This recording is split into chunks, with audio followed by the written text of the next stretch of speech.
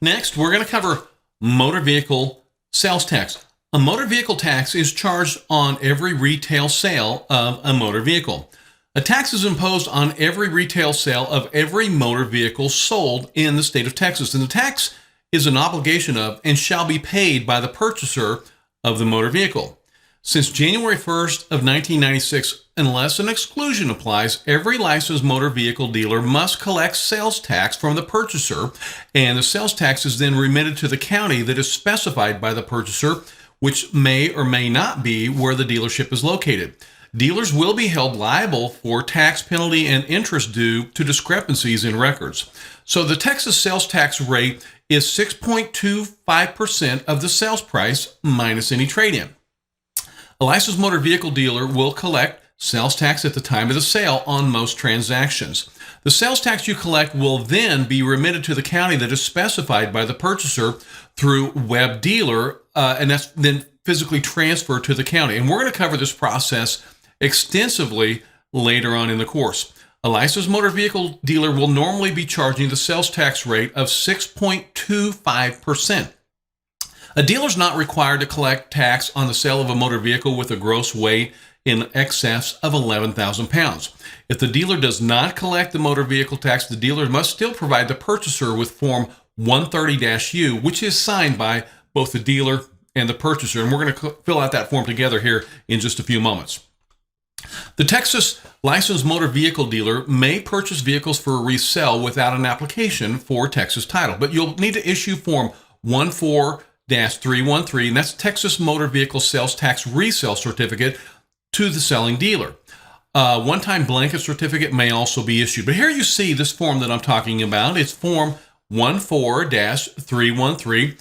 Be sure to enter the contact information for the purchaser and your dealer number, and always enter the rest of the information.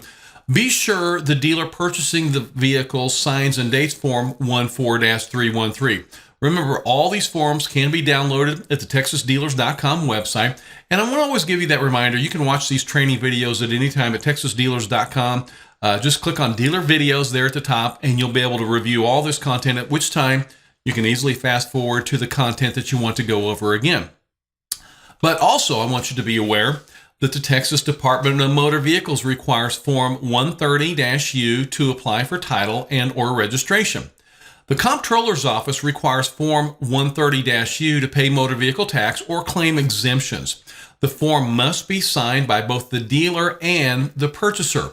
Form 130-U must be completed for all retail sales by the dealer and exempt sales, such as the sale of a vehicle to a nonprofit. I want to repeat that very, very important statement. Form 130-U must be completed for all retail sales by a dealer and exempt sales, such as sales to a vehicle to a nonprofit. Form 130-U is going to provide the following information. It'll have an assessor collector transaction ID number. You'll have your Texas dealer number that you're going to get once you get your license, your vehicle description and license plate number. It'll also have any lien holder information. It's going to have the sales price. We're going to put trade-ins and descriptions there, and the amount of sales tax dues, and also any reasons for exemption of sales tax due if there are any exemptions. You're going to have the seller's address and signature.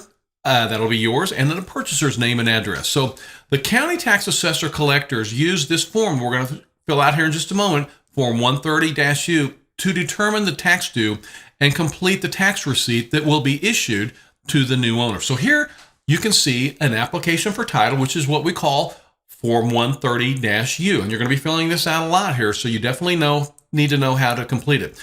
Let's go ahead and magnify Form 130-U so we can take a look at it in depth. So you will know, once you get your dealer's license, how to complete this very commonly used form in the correct manner. For this example, let's say you are applying for a title and registration for a customer that just purchased a vehicle from you, and the customer paid with cash. Okay, for this trading scenario, let's just say that they paid with cash, so there's going to be no loan and there'll be no lien filed. At the top left of Form 130-U, you would check the title and registration box. If you're correcting a title or registration, be sure to enter the information as well. Be sure to leave the top right grayed out section blank, as it says there is for tax office use only. You'll enter the vehicle identification number, that's the VIN number of the vehicle, always make sure that every single number and every single letter of the vehicle identification number are correct. Otherwise, this submission will be rejected. So make sure and enter the correct VIN of the vehicle along with the year, the make, the major and minor colors. You're also going to enter the license plate number and the current odometer reading. I want to bring your attention to box 10. If you're aware the mileage is incorrect, you will check the not actual box. Or, maybe you've got an older vehicle that only has 5 digits on the odometer, one of the older mechanical odometers or something like that, and it reads 23,000 miles, but you're fairly certain the vehicle has 123,000 miles or 223,000 miles, but you suspect that odometer has possibly rolled over. Then you would check the mileage exceeds mechanical limits box. Maybe you have an older vehicle, or maybe you're selling a trailer, and obviously a trailer has no odometer, so you would check the exempt box. Then enter the weight and carrying capacity. In box 13, be sure to select the person that is applying for the title. Normally, if you sell a vehicle to an individual, you'll select individual, unless you sold the vehicle to maybe a business or maybe a government entity or a business trust or a nonprofit. Then you would obviously select a corresponding box. Enter the photograph ID number and what type of ID the customer is using, such as maybe it's a driver's license or a passport, military ID, or other approved type of identification.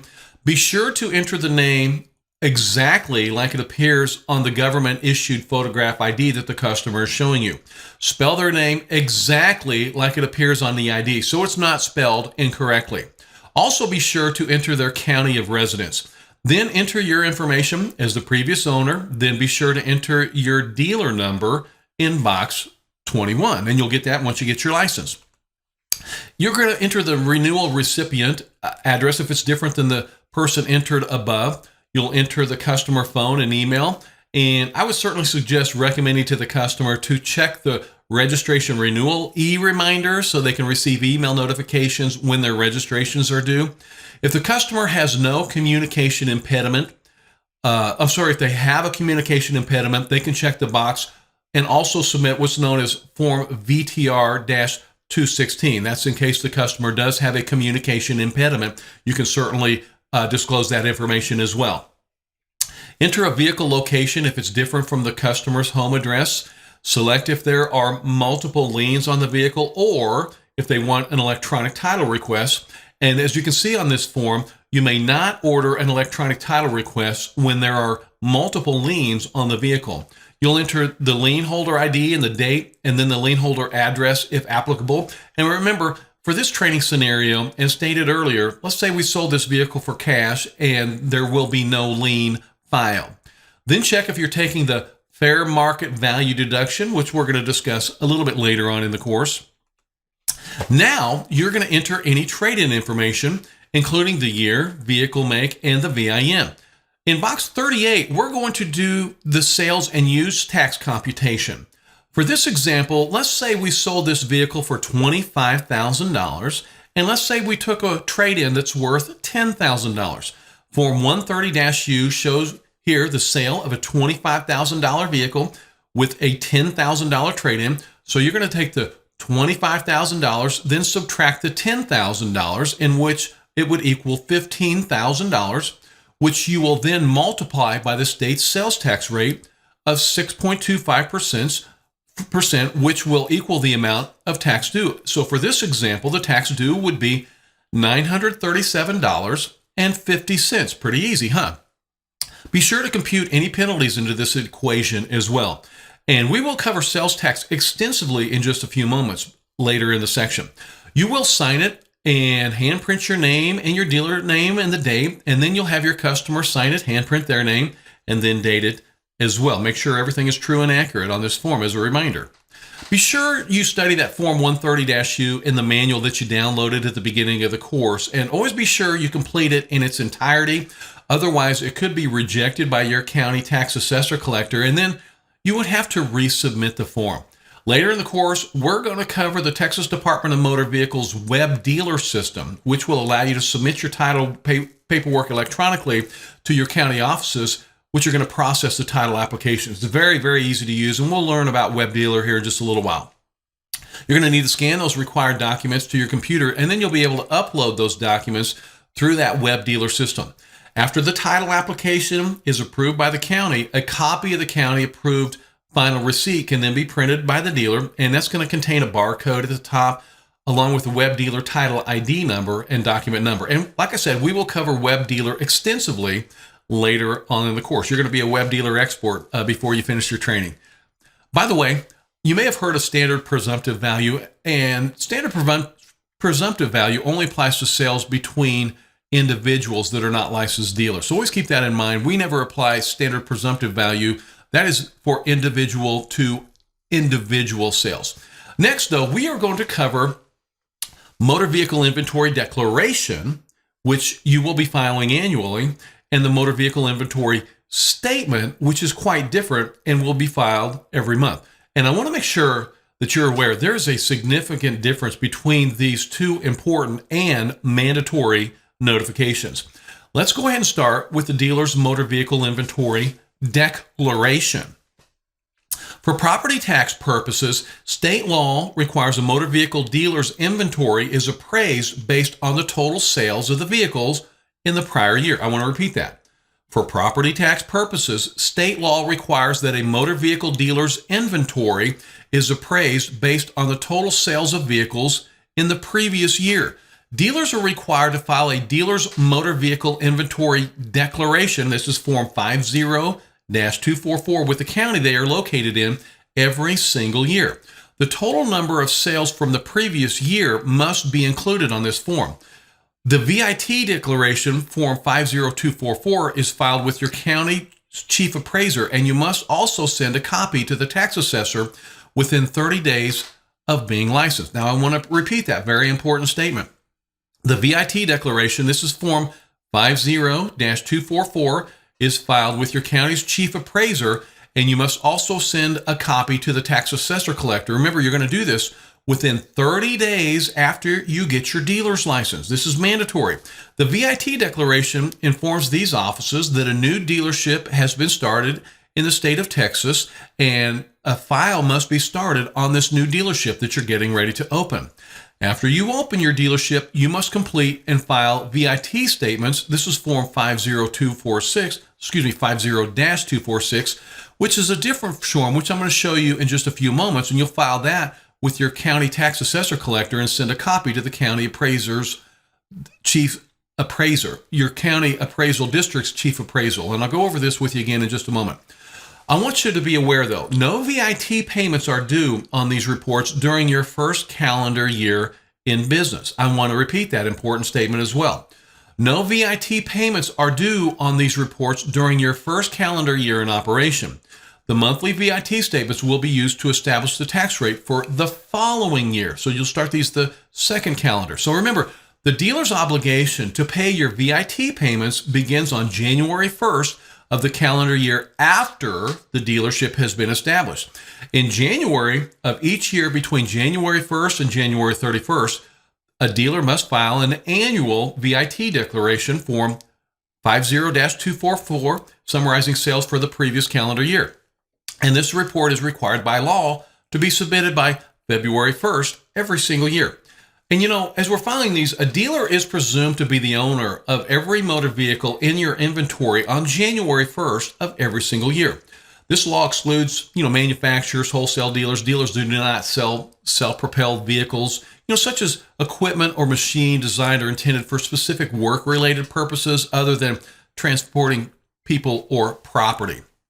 Now, the following Form 50-244 example is completed with the assumption that the dealer sold 50 vehicles to retail customers that sold for $5,000 apiece.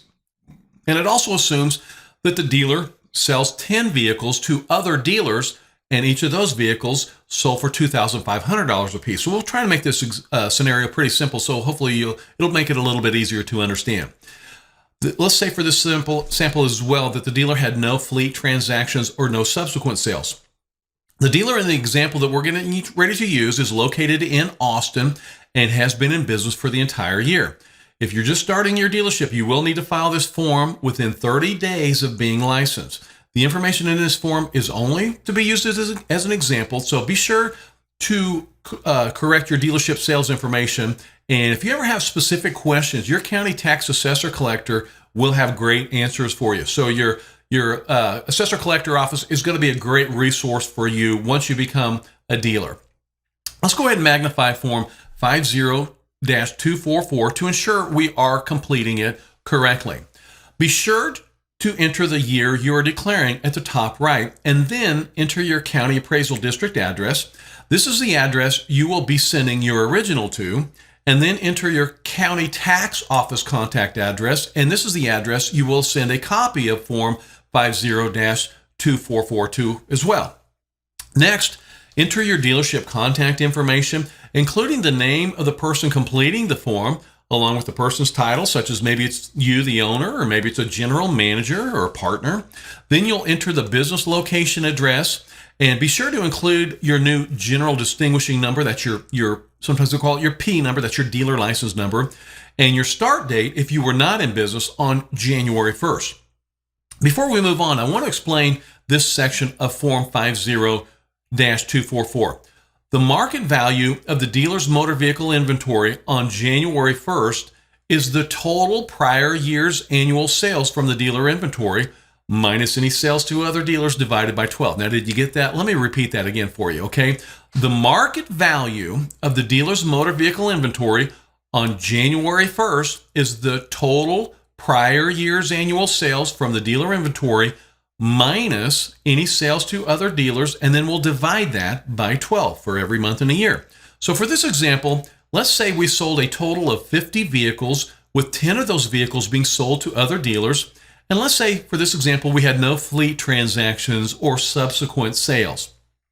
Let's also say the total selling price of the vehicles that we sold was $250,000, and the total prices for the 10 vehicles we sold to other dealers was $25,000. So you're going to subtract the $25,000 in sales from the total of all sales for a total of $225,000.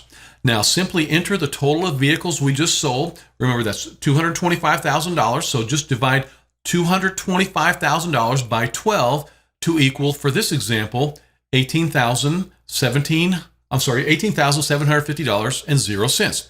I want to remind you, you can always watch these training videos again by visiting the TexasDealers.com website.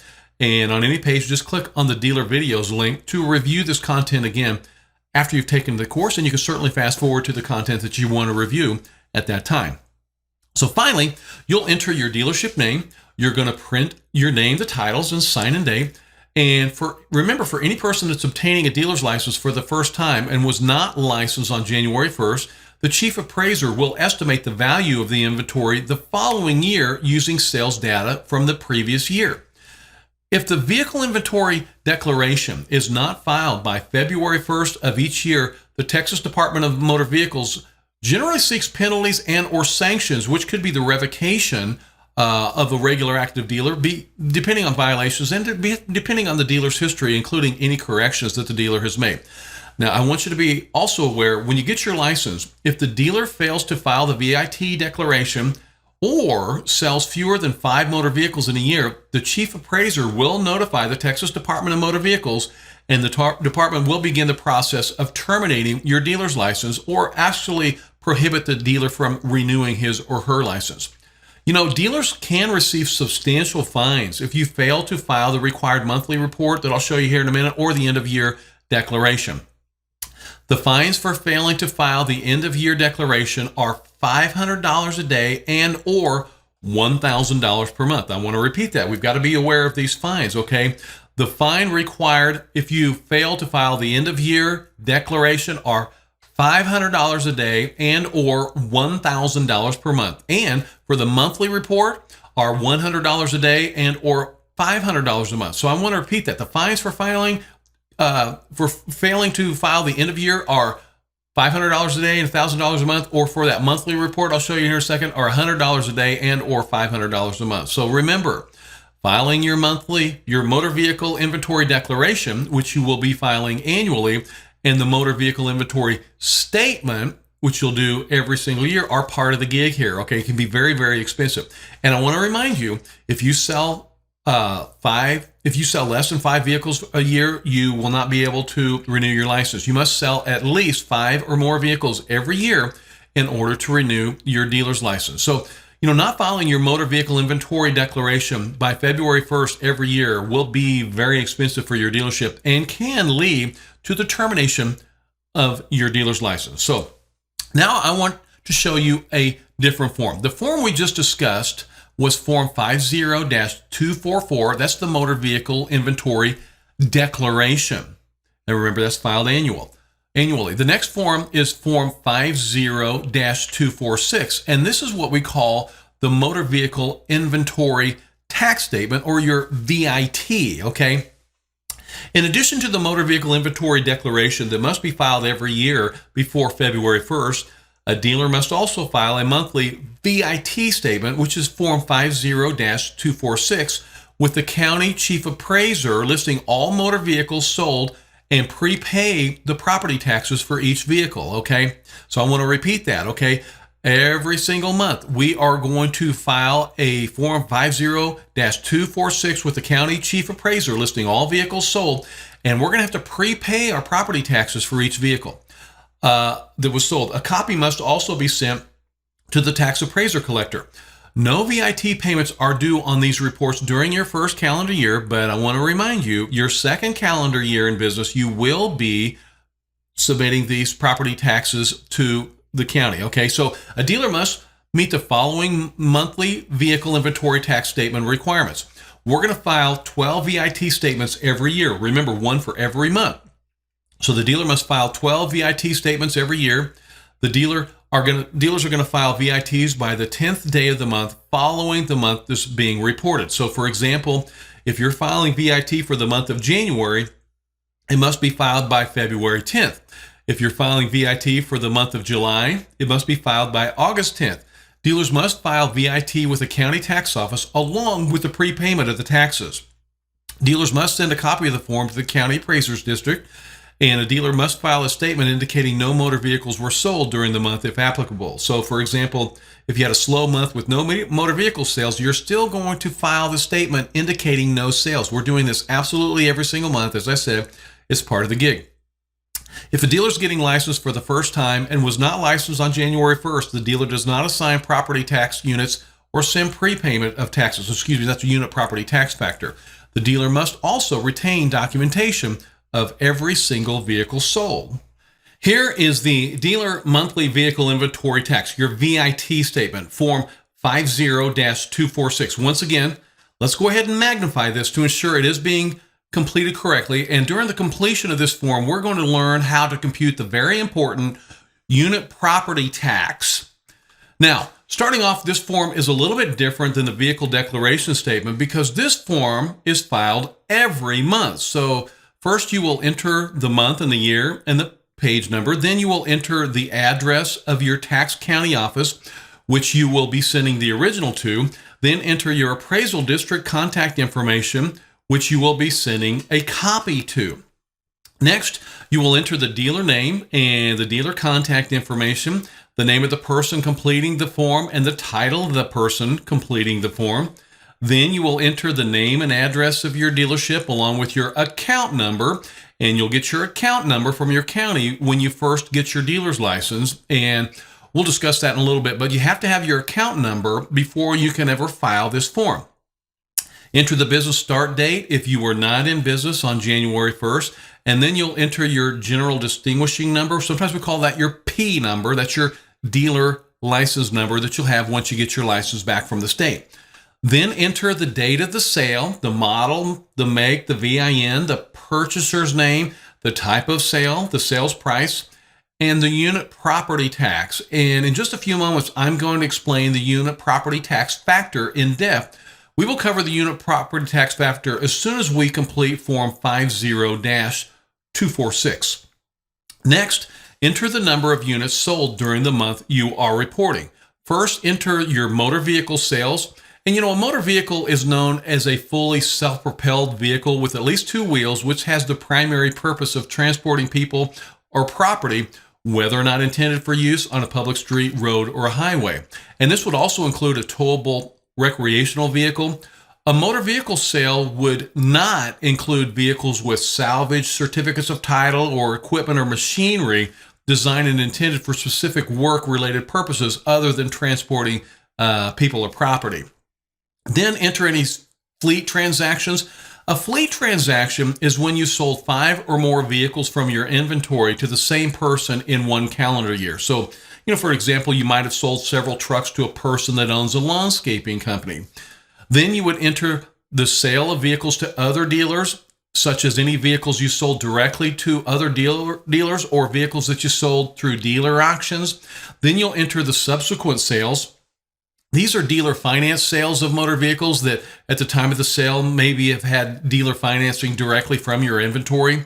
Then you'll simply enter the sales amounts for each of the categories as well. Be sure to have the person completing this form print their name if it's not you, their title, and have them sign and date it. As you will see at the bottom of the form 50-246, it states that if you make a false statement on this report, you could be found guilty of a Class A misdemeanor or even a felony. So be sure the information is true and correct.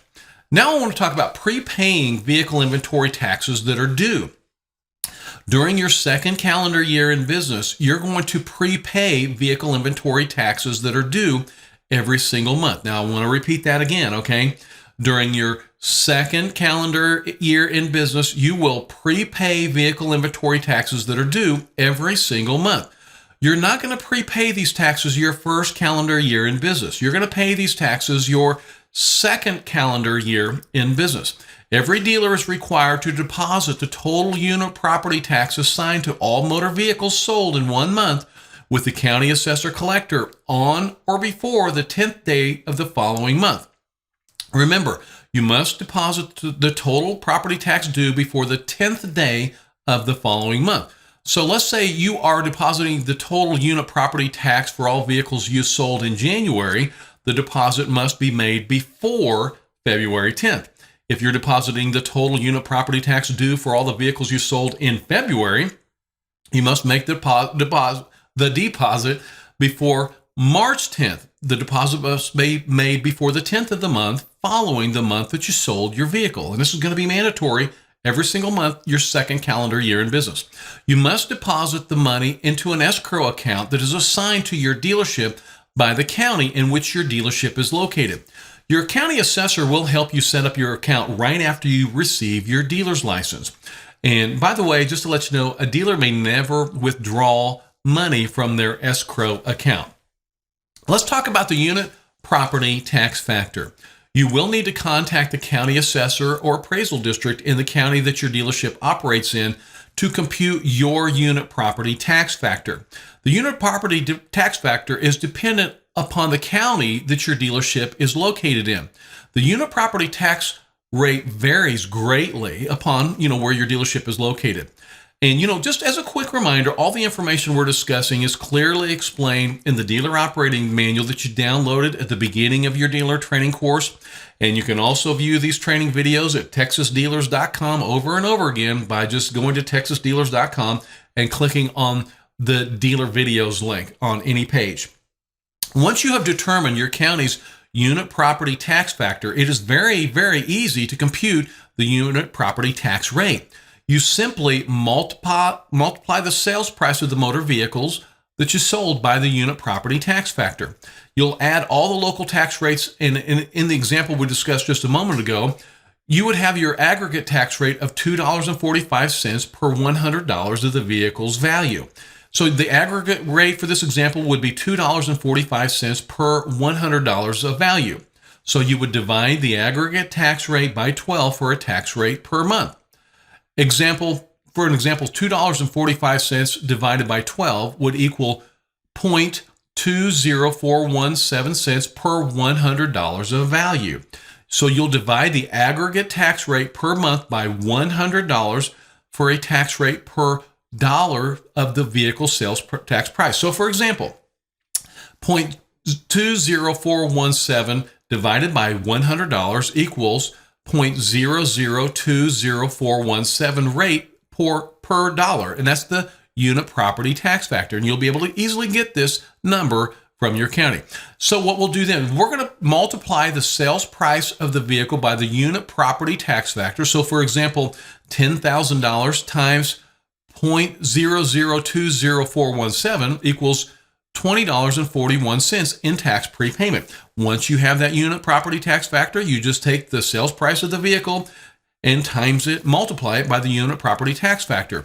And as we're learning about the unit property tax factor, I want to remind you that at any time you can contact your county assessor or appraisal district for any questions on your unit property tax factor. So we're going to apply the unit property tax factor to each vehicle sold in a month and report to the county tax office along with the tax prepayment.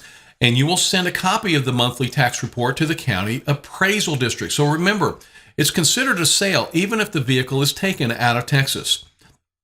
Changes to the property tax factor will happen each January to use the preceding year's tax rate. So for example, for the 2019 adopted rates, we're going to determine the unit property tax factor for January through December of 2020. Okay, so let's talk about that again. For example, the 2019 adopted rate will determine the unit property tax factor for January through December of 2020. And let's just say we're using the 2020 adopted rates. That will determine the unit property tax factor for January through December of 2021. You got to contact your county's collector assessor to determine your county's unit tax factor. And they're going to be very, very helpful when computing your unit tax factor. Remember, your county tax factor is dependent upon the location of your dealership. So I want to show you this. The following example depicts where you would enter your unit property tax factor. And for this example, this assumes you, the dealer, has sold 4 motor vehicles to retail customers on the line and then 2 motor vehicles to other dealers. Those are wholesale sales. You do not compute the unit tax factor on vehicles sold to other dealers, but must include those sales on Form 50-246. This displays a unit tax property factor that I showed you just a moment ago as an example of 0.0020417, just as an example only. So you're going to add up the unit tax for each vehicle to determine the total unit property tax due. So according to this scenario, you're going to submit $55.12 to your county assessor collector for the VIT due. Very simple. Once you've got this established, you just total up your sales basically and multiply it by your unit property tax factor, and you will know exactly the payments that you'll be making each month. Unit property tax is never due when you sell a vehicle to another licensed dealer. Now remember, you're not going to assign a unit property tax on vehicles you sell if you were not in business on January 1st. You will begin assigning a unit property tax on vehicles you sell your second calendar year in business. So you're going to be able to learn the ropes for an entire year, and then your second year, you will start depositing that money into an escrow account every single month. You know, some of the state's larger counties have actually developed their own motor vehicle inventory declaration and motor vehicle inventory tax statements. If your dealership is located in a county that has their own VIT forms, you will need to use those forms instead of the state forms, which I just showed you, and they're very similar to Form 50-24 and Form 50-246, but they have county-specific information already entered, so they actually make it pretty easy for you if you are operating in one of the state's larger counties. As an example, if your dealership is located in Harris County, you'll be filing Harris County Form 23-121 for your annual inventory declaration, and Harris County Form 23-122 for your monthly VIT statement. Dallas County also has developed its own inventory declaration and VIT forms. Most counties in the state, however, allow you to use the state VIT forms that we just discussed. You know, I want to really recommend that, staying in contact with your county tax assessor collector will always be very beneficial to your dealership, and they will certainly help you with any questions you have, especially when you're figuring out your unit tax factor. There are several programs that will actually help you file your VIT statements in a timely manner, although there is a charge associated with any software program. But I want you to be aware, the Texas Office of Consumer Credit Commissioner has a webpage listing approved software providers, and you can go to their website. That's occ.texas.gov. Once again, that's www.occc.texas.gov, and you're going to see an extensive list of software designed specifically for Texas dealerships. Most dealer software companies will allow you a 30-day free trial, so you can probably try several different programs before you decide on which one is best for your dealerships. These software programs are all optional, and most of them do have a monthly or an annual charge to use. However, they can really help you maintain your compliance and help avoid any fines. Remember, as a final reminder, your motor vehicle inventory declaration is filed annually. That's every year with your county appraisal district, and your motor vehicle inventory statement is filed every month with your county tax office. For questions regarding your annual motor vehicle inventory declaration, contact your county appraisal district. For questions regarding your monthly motor vehicle inventory tax statements, contact your county tax office. And for general questions, you can always contact the Comptroller's Property Tax Assistance Division. That's 800-252-9121. You'll click 2 for the menu options, and then you simply click 1 to contact the Information Services team.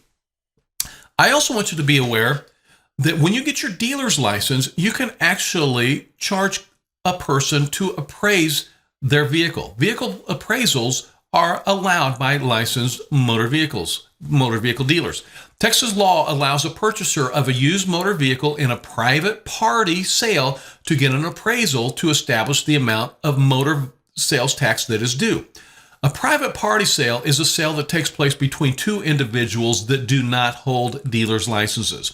The transaction does not involve a motor vehicle dealer. However, the individual may request an appraisal from a licensed motor vehicle dealer. So you, as a licensed Texas motor vehicle dealer, will be allowed to appraise the value of a vehicle that you are licensed to sell. For example, if you hold a motor vehicle GDN, you may only appraise motor vehicles. If you hold a motorcycle GDN, you may only appraise motorcycles. A dealer that only holds a motor vehicle GDN may not appraise motorcycles, and vice versa. So to assist you in appraising the vehicle, you could use a helpful service such as Manheim Market Report or Black Book. And these guides help you determine a vehicle's value, and they can be found on your favorite search engine, and they're normally only available to licensed motor vehicle dealers. The state has set the fees that can be charged for appraisals by licensed motor vehicle dealers. The following shows a breakdown of all the fees that can be legally charged. Motor vehicles, at least $100, but not more than $300. If you're appraising a motorcycle, it's at least $40, but not more than $300. A travel trailer or a motorhome, at least $100, but not more than $500. So when appraising a vehicle, the dealer must use Comptroller Form 14-128. You must view the vehicle in person. Okay, I want to remind you that you must view the vehicle in person. This is not something that you can do in another location. You have to do it in person, and you've got to complete Form 14-128 in its entirety. If any item does not apply, you must state not applicable. So we can't have any blank spaces here. Also, make sure that you never cross out mistakes, or this form will be voided. If a mistake's made on this form, then you should complete a new appraisal form. You must identify any mechanical or issues or appearances or any other issue that would affect the vehicle's retail value. And as you can see, this form is pretty straightforward. Be sure to enter the purchaser's contact information, the information about the vehicle being appraised, the appraiser information, including the dealership name and your P number, and the printed name of the appraiser. Then you'll enter the retail value and an explanation of how you came up with an appraisal price. For example, you might state this was an accurate appraisal price based on Black Book or Blue Book value. You'll enter the appraisal fee, then sign and date the form. You know, marketing appraisal services to private individuals can definitely add revenue to your dealership. Conducting several appraisals a month would certainly increase your bottom line. Just make sure you are following all the rules that we just discussed. You know, if you have any questions about motor vehicle appraisals, you can contact the Comptroller's office at 800-252-1382. Once again, that's 800-252-1382, or you can go directly to their website. That's going to be comptroller.texas.gov. In this unit, we've learned how to register our dealership with the Secretary of State's office, how to obtain an employment identification number. We learned about registering with the Texas Office of Consumer Credit Commissioner, motor vehicle sales tax, the annual motor vehicle inventory declaration, and the monthly vehicle inventory tax statement. We've also learned how to prepay inventory taxes due, and we also learned about the unit property tax factor and the rules and guidelines for vehicle appraisals by licensed motor vehicle dealers. Once again, you can review this unit at any time by visiting texasdealers.com and clicking on the Texas Dealer Videos link.